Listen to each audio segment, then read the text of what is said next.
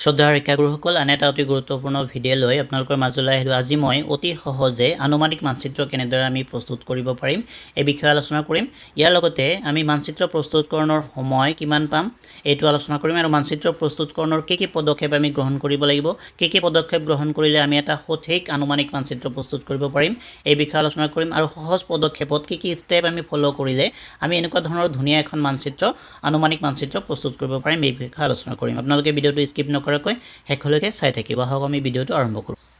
প্ৰথমে আমি চাই লৈছোঁ যে আনুমানিক মানচিত্ৰ প্ৰস্তুতকৰণৰ বাবে কিছুমান গুৰুত্বপূৰ্ণ পদক্ষেপ আমি গ্ৰহণ কৰিব লাগিব আৰু এই পদক্ষেপবোৰ আমি যদি গ্ৰহণ কৰোঁ তেতিয়াহ'লে আমাৰ মানচিত্ৰখন অতি সহজ আৰু সঠিকভাৱে আমি আমি প্ৰস্তুত কৰিব পাৰিম। তো আমাৰ মডিউলখনত ইতিমধ্যে বহুতকেইটা আনুমানিক মানচিত্ৰ প্ৰস্তুতকৰণৰ পদক্ষেপ দিছে, কিন্তু গোটেইখিনি মই আলোচনা নকৰোঁ। যিকেইটা মেইনলি আমাৰ আনুমানিক মানচিত্ৰখন প্ৰস্তুত কৰাৰ কাৰণে অত্যন্ত প্ৰয়োজনীয় সেইকেইটাহে মই অলপ থুলমূলকৈ আলোচনা কৰিম। মেইন প্ৰথমটো পইণ্ট মই আলোচনা কৰিবলৈ গৈ আছোঁ যে আমাক ইতিমধ্যে আমাৰ ব্লকৰ পৰা কনচাৰ্ণ যিটো আমাৰ চাৰ্কেল অফিচ থাকে তাৰে পৰা আমাক এখন লেআউট মেপ আমাক PDF নাইবা এটা হাৰ্ড কপি তেওঁলোকে এখন যোগান ধৰিব, যিটোত আমাৰ যিটো আমাক HLB প্ৰভাইড কৰিব। সেই HLBৰ সম্পূৰ্ণ যিটো আমাৰ চাৰিসীমা, তাৰপিছত লেণ্ডমাৰ্ক, তাৰপিছত ধৰক আমাৰ যি ৰাস্তা পথ উপপথ আছে গোটেইখিনি তাতে ধুনীয়াকৈ উল্লেখ থাকিব। মই মেপ এখন দেখুৱাই দিছোঁ আপোনালোকক। এনেকুৱা ধৰণৰ এখন লেআউট মেপ ইতিমধ্যে তেওঁলোকে আমাক যোগান ধৰিব। যদি এইটো হাৰ্ড কপি দিয়ে তথাপি ভাল, আৰু যদি ছফ্ট কপি দিলে আমাৰ যিটো HLO এপছ থাকিব সেই HLO এপছৰ পৰা আমি এইটো ডাউনলোড কৰি ল'ব লাগিব। মই ডাউনলোড কেনেকৈ কৰিম আপোনালোকক অলপ দেখুৱাই।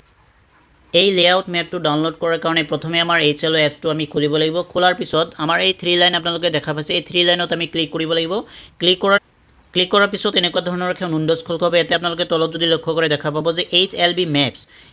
মেপ অপশ্যনটো দেখা পাব, আৰু এইটো অপশ্যনত যদি ক্লিক তেতিয়াহ'লে আন এটা পেজ এনেকুৱা ধৰণৰ আপোনালোকৰ খোল খাব। ইয়াতে আপোনালোকৰ যিটো ব্লক থাকিব সেই ব্লকৰ নাম্বাৰটো ইয়াতে প্ৰভাইড কৰা থাকিব, আৰু যিটো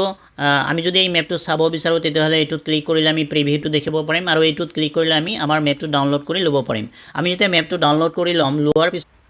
মেপটো আমি যেতিয়া ডাউনলোড কৰিম এনেকুৱা ধৰণৰ এখন মেপ আপোনালোকে পাব। এনেকুৱা ধৰণৰ মেপ ডাউনলোড হৈ যাব। ডাউনলোড হোৱাৰ পিছত আমি এটা কাম কৰিব লাগিব। যিহেতু আমাৰ মেপটো আমি আঁকিবলৈ মাত্ৰ 3টা দিন সময় পাম। এই 3 দিনৰ ভিতৰত আমাৰ আনুমানিক মানচিত্ৰখন আমি ক্লিয়াৰ কৰিব লাগিব। সেই হিচাপে আমি এই 3টা দিনক আমি ভাগ কৰি ল'ব লাগিব। প্ৰথম দিন চাব, যদি আমি প্ৰথম দিনৰ কথা কওঁ, প্ৰথম দিনত আমি এই মেপটো ডাউনলোড কৰি লোৱাৰ পিছত আপোনালোকে কি কৰিব মই একবাৰ দেখুৱাই আছোঁ। এই মেপটো যেতিয়া ডাউনলোড কৰাৰ পিছত এই মেপটোৰ এটা চাৰিসীমা ধুনীয়াকৈ দিয়া আছে। আপোনালোকে নিজে এটা A4 সাইজ কাগজত এনেকুৱা ধৰণৰ এই চাৰিসীমাৰ লগত মিল থকাকৈ আপোনালোকে যিটো ইয়াৰ মেইন পথকেইটা আছে চাব, এইফালে মেইন পকী ৰাস্তাকেইটা যিকেইটা আছে এইকেইটা আমি কি কৰিম ধুনীয়াকৈ আঁকি ল'ম এটা বগা কাগজত, A4 সাইজৰ কাগজত। তাৰপিছত ধৰক আমাৰ যিখিনি মেইন ৰাস্তা থাকে এইখিনি আমি আঁকি ল'ম। এনেকুৱা ধৰণে মই এটা দেখুৱাইছোঁ আপোনালোকক, এনেকুৱা ধৰণে আঁকি ল'ব। তাৰপিছত যদি ইয়াতে ধৰক যদি কিবা লেণ্ডমাৰ্ক থাকে সেই লেণ্ডমাৰ্ক আমি চিনাক্ত কৰি ল'ম। তাৰপিছত ইয়াতে ধৰক আমাৰ যিটো ছেটেলাইট যোগে আমাৰ মেপটো যোগান ধৰিব, ইয়াতে কিন্তু আমাৰ যিবোৰ আমাৰ উপপথ থাকিব বা পদপথ থাকিব সেইবোৰ আমি অতি সহজে চিনাক্ত কৰিব নোৱাৰিম, কিন্তু আমি মেইন যিবোৰ ৰাস্তা থাকিব সেই ৰোডবোৰ আমি চিনাক্ত কৰিব পাৰিম। এইবোৰ এনেকুৱা ধৰণে আমি এনেকুৱা ধৰণৰ এটা লেআউট আমি প্ৰস্তুত কৰি আমি প্ৰথম দিনাখন ফিল্ডত যাম। ফিল্ডত যোৱাৰ পিছত আমি কি কৰিব লাগিব, প্ৰথম দিনাখনে আমাৰ HLB যিটো আমাৰ লেআউট মেপ দিছে আৰু আমাৰ HLB যিখন হাউচ লিষ্টিং ব্লক HLBৰ সেই HLBৰ লগত HLB যিটো দিছে এই দুটা আমাৰ কম্পেয়াৰ কৰিব যে আমাৰ এই দুটাৰ মানচিত্ৰৰ চাৰিসীমাটো আমাৰ একে আছে না নাই। যদি চাৰিসীমাটো একে আছে তেতিয়াহ'লে আমি আৰু একো কৰিব নালাগে। তেতিয়াহ'লে আমাৰ যি স্কেটছ ইতিমধ্যে অঁকা হৈছে এই স্কেটছটো আমি কি কৰিম, মই এইটো জুম কৰি আপোনালোকক দেখুৱাই আছোঁ। এতিয়া আমাৰ মেইন যিটো আমাৰ ধৰক চাৰিসীমাটো আঁকা হৈ গ'ল, আৰু চাৰিসীমাৰ পিছত আমাৰ মেইন ৰাস্তাকেইটা আমাৰ আঁকা হৈ গ'ল। এতিয়া চাব যে আমি যেতিয়া আমাৰ ফিল্ডত প্ৰথম দিনা যাম, প্ৰথম দিনা যোৱাৰ সময়ত আমাৰ যিটো HLB থাকিব HLBৰ চাৰিওফালে এপাক আমি ঘূৰিম, যে আমাৰ চাৰিওফালে থকা বাউণ্ডাৰীটো আমি একবাৰ চাম। চোৱাৰ পিছত তাতে থকা লেণ্ডমাৰ্ক যিবোৰ আছে সেই লেণ্ডমাৰ্কবোৰ আমাৰ প্ৰথম দিনাখনেই লেণ্ডমাৰ্কটো আমাৰ যিটো এনেকুৱা ধৰণৰ স্কেটছ এটা আঁকি লৈ যাম, সেই স্কেটছত আমি লেণ্ডমাৰ্ক এটা উল্লেখ কৰিম। ছাপ'জ আমি ল্যান্ডমাৰ্ক এটা মেইন আগতে সাপোজ ধৰক এইটো ঠাইত আমাৰ এখন কি আছে মন্দিৰ আছে তেতিয়াহ'লে আমি সেই ল্যান্ডমাৰ্কটো আমি কি কৰিব লাগিব প্ৰথমে আঁকি ল'ব লাগিব ধৰক এইটো ঠাইত আমি দেখা পালোঁ আমি ফিল্ডত গৈ যে এইটো ঠাইত এখন আমাৰ কি আছে মন্দিৰ আছে তেতিয়াহ'লে এই ঠাইটো আমি মন্দিৰ হিচাপে আমি কি কৰিব লাগিব চিনাক্ত কৰি ল'ব লাগিব আমি প্ৰথমে আঁকি লৈ আহিম এইটো সাপোজ ধৰক এটা মন্দিৰ আছে আমি কি কৰিলোঁ এইটো মন্দিৰ হিচাপে এতে চিহ্ন দি লৈ আহিলোঁ এইটো মন্দিৰ তাৰ পিছত ধৰক মাজত কি আছে এটা ধৰক বিদ্যালয় আছে তেতিয়াহ'লে আমি বিদ্যালয়ৰ চিহ্নটো একে দিম কিন্তু মাজত সাপোজ ধৰক এতে এটা বিদ্যালয় আছে এতে আমি বি হিচাপে বি বত হস্যইকাৰে বি মানে বিদ্যালয় বুলি আমি চিহ্নিত কৰি লৈ আহিলোঁ সাপোজ তাৰ পিছত ধৰক ইয়াৰ মাজতে আৰু এটা ধৰক মন্দিৰ আছে তেতিয়াহ'লে ধৰক এইটো ৰাস্তাৰ এইফালে এটা মন্দিৰ আছে মছজিদ আছে তেতিয়াহ'লে মছজিদটো আমি এটা ল্যান্ডমাৰ্ক হিচাপে চিনাক্ত কৰি সেইদিনাখনে লৈ সাপোজ ইয়াতে এটা মন্দিৰ মছজিদ আছে তেতিয়াহ'লে আমি এই ল্যান্ডমাৰ্কখিনি আমি সেইদিনাখনে আমি তাতে এটা চিহ্ন দি লৈ আহিম এতিয়া আহিম আমি দ্বিতীয় দিনালৈ প্ৰথম দিনাখন আমি এইখিনি গোটেইখিনি ডিটেইলছ আমি কি কৰিলোঁ আমাৰ স্কেটছটোত আমি লৈ আহিলোঁ ল্যান্ডমাৰ্কখিনি লৈ আহিলোঁ আমাৰ ৰাস্তা কোনখিনি আছে এইখিনি আমি লৈ আহিলোঁ আমাৰ চাৰিসীমাটো ঠিকে আছে নে নাই গোটেইখিনি আমি ডিটেইলছ আমি এটা ভেৰিফাই কৰি আহিলোঁ যে আমাৰ HRBটো ঠিকে আছে তাই আমাৰ ৰাস্তাবোৰ আমি অংকন কৰি লৈ আহিলোঁ এতিয়া আহিম দ্বিতীয় দিন সেইদিনাখন আহি আমি কি কৰিম প্ৰথম দিনাখন যেটো আমি ফিল্ডৰ পৰা আহিলোঁ আহাৰ পিছত আমি সেই স্কেটছটো ধুনীয়াকৈ আকৌ একবাৰ আমি কি কৰিম ঘৰত এই ল্যান্ডমাৰ্ক সহ আমি ধুনীয়াকৈ আৰু এটা স্কেটছ আমি বনাই ল'ম বনাই লোৱাৰ পিছত আমি দ্বিতীয় দিনাখন ফিল্ডত আকৌ আমি যাব লাগিব এতিয়া দ্বিতীয় দিনৰ পৰা আমাৰ এটা মেইন কাম হ'ব কি যে দ্বিতীয় দিনা আমি আমাৰ যেহেতু এটা ইনষ্ট্ৰাকশন আছে আমি উত্তৰ পশ্চিম দিশৰ পৰা আমি কি কৰিম আমাৰ যেটো মেপ থাকিব এই মেপটোত লেআউট আনুমানিক মানচিত্ৰখনত আমি বিল্ডিংবোৰৰ চিহ্ন আৰু সেন্সাস হাউসৰ কিমান আছে গোটেইখিনি আমি ডিটেইলছ এটাৰ পৰা এটাকে আমি এটা সিকোয়েন্সত আমি কি কৰিম বিল্ডিং নাম্বাৰৰ এটা সিকোয়েন্সত আমি লাহে লাহে মই যদি এই লেআউট মেপখনে চাও এই লেআউট মেপখনৰ এটা ডিফল্ট যদি দিশ থাকে তেতিয়ালে ওপৰ ফালে থাকিব আমাৰ উত্তৰ এইফালে থাকিব আমাৰ পশ্চিম তাৰ পিছত এইফালে থাকিব আমাৰ পূব আৰু তলৰ ফালে থাকিব আমাৰ দক্ষিণ এতিয়া আমি আৰম্ভ কৰিব লাগিলে এজ পাৰ ইনষ্ট্ৰাকশন হিচাপে আমি এইটো দিশৰ পৰা আমি স্টাৰ্ট কৰিব লাগিব এইটো আমাৰ হ'ব স্টাৰ্ট পইণ্ট এইটো ষ্টাৰ্টিং পইণ্ট এইটো ষ্টাৰ্টিং পইণ্ট ইয়াৰ পৰা আমি উত্তৰ পশ্চিম দিশৰ পৰা আমি ঘৰবোৰ বিল্ডিংবোৰৰ নম্বৰ আমি এটা সিকোয়েন্সত আমি দিবলৈ চেষ্টা কৰিম ইয়াৰ পৰা আৰম্ভ কৰি এতে মই এতিয়া ঘৰবোৰ আমাৰ বিল্ডিংবোৰৰ যি চিহ্ন বিল্ডিংবোৰৰ চিহ্ন ইতিমধ্যে আমাৰ মডেলখনত আমাৰ যি মানচিত্ৰ আঁকিব দিয়া আছে তাৰে মেপখনৰ তাতে আমাৰ ধুনীয়াকৈ আমাৰ উল্লেখ আছে কোনটো চিহ্ন কেনেকৈ দিব লাগে মই একবাৰ দেখুৱাই দিছো আপোনালোকক বিল্ডিংবোৰৰ ক্ষেত্ৰত এটা কথা মন কৰিব যদি মই এইফালে একবাৰ দেখুৱাই দিছো আপোনালোকক যদি আমাৰ আৱাসিক পকি বিল্ডিং হয় তেতিয়াহ'লে আমি এইটো চিহ্নৰে চিহ্নিত কৰিম আৰু আমাৰ বিল্ডিং নাম্বাৰটো মাজত দিম যেনেকুৱা ধৰক এইটো মই প্ৰথম বিল্ডিংত গলো 1 নম্বৰ এতে ধৰক সেন্সাস হাউস নাম্বাৰ 2 আছে তেতিয়ালে 2টো আমি তলতো দিব পাৰো ওপৰতো দিব পাৰো এটা ব্ৰেকেটত ৰাখিব দিছে যেনেকুৱা মই ওপৰত দিলো 2 এতে সেন্সাস হাউস আছে 2 তেতিয়ালে এনেকৈ আমি আঁকিব লাগিব যদি ধৰক এইটো পকি বিল্ডিং হল এতিয়া কেঁচা যদি গৃহ থাকে তেতিয়ালে আমি কেঁচা গৃহটো এনেকৈ অংকন কৰিম আৰু আমি যি বিল্ডিং নাম্বাৰটো মাজত দিম আৰু সেন্সাস হাউস যদি এটা থাকে তেতিয়ালে এটা আমি উল্লেখ কৰিব নালাগে আৰু যদি এটাতকৈ বেছি থাকে তেতিয়ালে ওপৰত বা তলত আপোনালোকে সেন্সাস হাউসটো দি তাৰ পিছত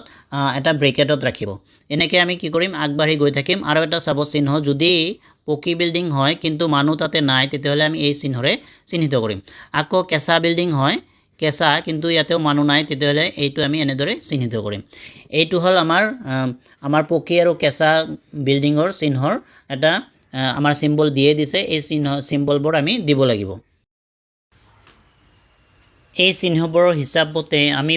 আমি যেতিয়া স্টাৰ্টিং পইণ্টটো আমাৰ উত্তৰ পশ্চিম দিশে হ'ব উত্তৰ পশ্চিম দিশৰ পৰা ইয়াৰে পৰা মই স্টাৰ্ট কৰিছো আপোনালোকে দেখা পাইছে এইটো মোৰ হল স্টাৰ্টিং পইণ্ট এইটোৰ পৰা স্টাৰ্ট কৰি মই আপোনালোকক দেখুৱাই আছো মই এইটো এটা স্কেটছ এটা আঁকিছো ইয়াৰ পিছত ধুনীয়াকৈ আপোনালোকে আঁকিব পাৰিব এই স্কেটছটো মই এনেকুৱা আঁকিছো ধৰক 2 নম্বৰ দিনত আমি ফিল্ডত গলো 2 নম্বৰ দিনত ফিল্ডত গৈ